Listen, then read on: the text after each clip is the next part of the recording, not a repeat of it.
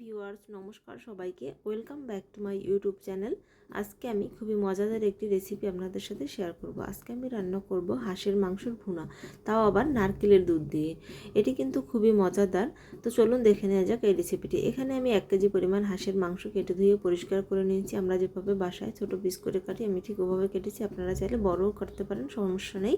এরপরে এখানে আমি একটা ব্লেন্ডারের জারে 1 কাপ পরিমাণ নারকেল নিয়ে নিয়েছি। কুড়নো নারকেল দিয়ে দিলাম কিছুটা পানি। এরপরে এটা আমি ব্লেন্ড করে এ থেকে নারকেলের দুধ বের করে নেব।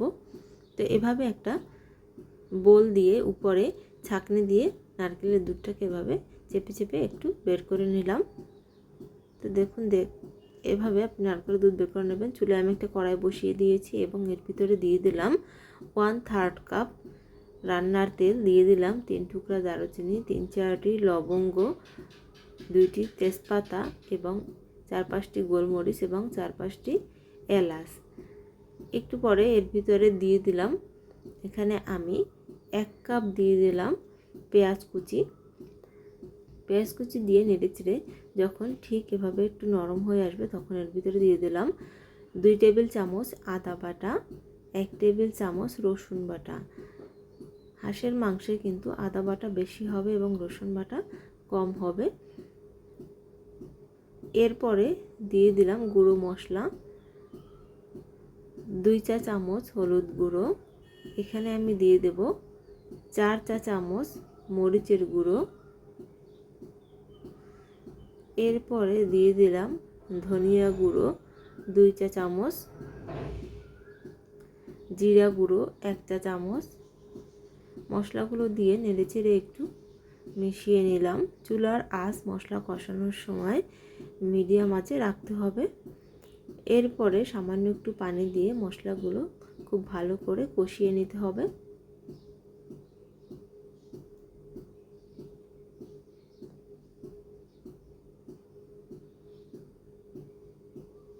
মশলাগুলো খুব ভালোভাবে কষানো হয়ে গেলে এরপরে মাংস অ্যাড করতে হবে। মশলাগুলো কষানো হয়ে গিয়েছে, এরপরে আমি মাংসগুলো দিয়ে দিলাম।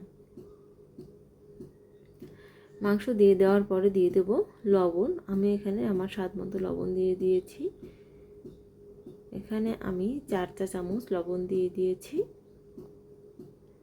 হাঁসের মাংস যদি এভাবে নারকেল দিয়ে রান্না করেন তাহলে কিন্তু ঝালটা একটু বেশি দিতে হবে, তাহলে কিন্তু খেতে ভীষণ মজা লাগবে। যদি আপনারা ঝাল কম খান তাহলে কম দিতে পারেন। এরপরে নেড়েচেড়ে আমি মাংসগুলো কষিয়ে নেব। কিছুক্ষণ মিশিয়ে নেওয়ার পরে এরপরে ঢাকা দিয়ে ঢেকে মিডিয়াম হিটে আমি কিছুক্ষণ রেখে দেব। এতে কি হবে, মাংসের ভিতর থেকে অনেকটা পানি বেরিয়ে আসবে এবং এতেই কিন্তু মাংসটা কষানো হয়ে যাবে। দেখুন কতটা পানি বেরিয়ে এসেছে। আমি 5 মিনিট না, ঠিক তারও কম, 3 থেকে 4 মিনিট আমি ঢেকে রেখেছিলাম মিডিয়াম হিটে। তো এভাবে মাংসটাকে কষিয়ে পানিটা একদম কমিয়ে নিয়েছি। দেখুন মাংস থেকে তেল ছেড়ে দিয়েছে। এ পর্যায়ে আমার মাংসগুলো কিন্তু কষানো হয়ে গিয়েছে। এখন আমি দিয়ে দিলাম গরম পানি, একদম টকবগে গরম পানি দিয়ে দিতে হবে। পানি দিয়ে খুব ভালো করে মিশিয়ে নিলাম।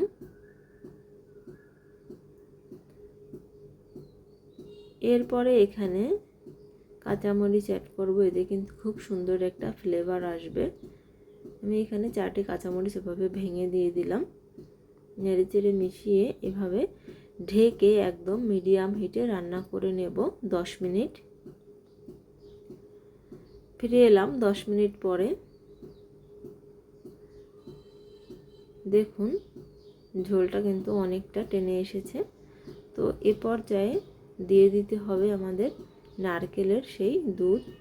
তো নারকেলের দুধ দিয়ে দিয়েছি, এবার ভালো করে মিশিয়ে নিলাম। এরপরে চুলার আঁচ হাই হিটে রেখে একদম রান্না করে নিতে হবে যতক্ষণ না ঝোলটা ঘন হয়ে আসে। তো এ পর্যায়ে আমার কিন্তু রান্নাটা প্রায় হয়ে গিয়েছে। আমার চুলার আঁচটা বন্ধ করে ঢেকে রেখে দিলাম। কিছুক্ষণ পরে আমি সার্ভ করে নিচ্ছি।